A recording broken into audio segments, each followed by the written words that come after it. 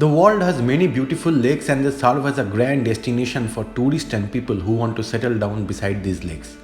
However, one of the country has the most deadliest lakes of the world. Let's go to such a country today. Everything changes when we go to Africa. Africa has one of the most deadliest lakes of the whole world. Africa is a beautiful country with its wildlife, desert, jungle, safari, and its deadly lakes. Today, we will see a lake that killed 1700 people and 3500 livestock in a single night. But before we begin the video, this channel needs your support to grow. So if you like the video, don't forget to subscribe to the channel and smash the like button. In one of the earlier videos of this channel, we saw Lake Natron, the lake that kills animals and birds and turns them into fossil, which is also in Africa. Today we are seeing Lake Nyos. Lake Nyos is in the northwest Cameroon and managed to kill over 1700 people and 3500 livestock in a single night. Not only of the villages beside the lake, but several nearby villages were decimated, with the farthest death occurring 15 miles away. The incident occurred on the night of 21st August 1986.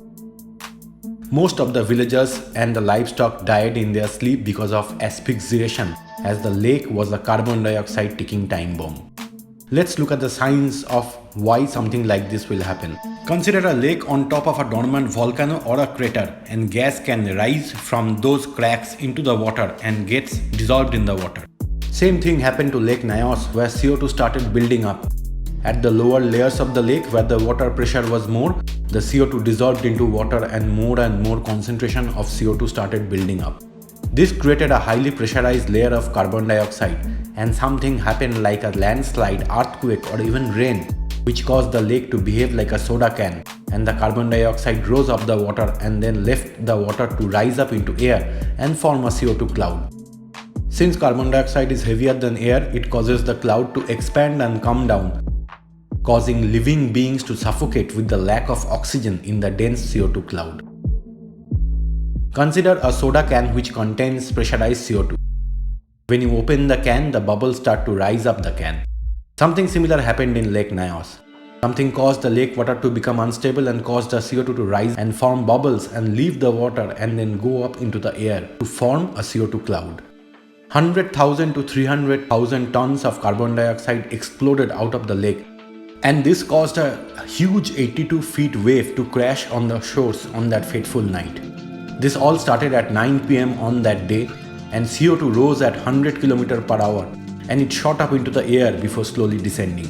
The heavy CO2 cloud covered the nearby villages and everyone in those villages. All the humans and livestock were blanketed by a dense layer of CO2 and caused everyone to die of asphyxiation. No one stood a chance. The CO2 displaced all the breathable oxygen.